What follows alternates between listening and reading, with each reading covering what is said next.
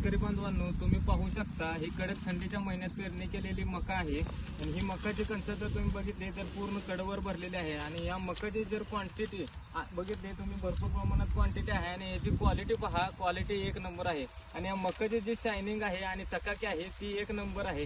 हे बियाणं समर्थ ॲग्रो दिगंजी यांच्या दुकानातून घेतलेलं आहे, तरी ही मकाचं बियाणं एकदम क्वालिटी टॉपचे आहे आणि तुम्ही जर बघू शकता हे बघा, तुम्ही ही मकाचं कणीस पाहिलं तर पूर्णपणे भरलेले आहे दाणं आणि जे कणीस आहे कणिसाचा बुरकुंडा जर पाहिला तुम्ही तर एकदम लहानसा आहे।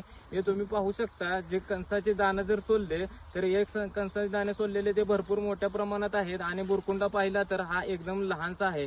ही मका कडक थंडीच्या महिन्यात पेरणी केलेली असून उत्पादन सुद्धा भरपूर प्रमाणात आहे आणि या मकाची जर तुम्ही हाईट पाहिली तर हाईट पण भरपूर प्रमाणात आहे आणि या मकाचे उत्पादन भरपूर प्रमाणात निघेल। ही मकाची जी क्वांटिटी आहे क्वांटिटी एक नंबर आहे आणि क्वालिटी जी चकाकी आहे नारंगी कलरची तेही एक नंबर आहे। धन्यवाद।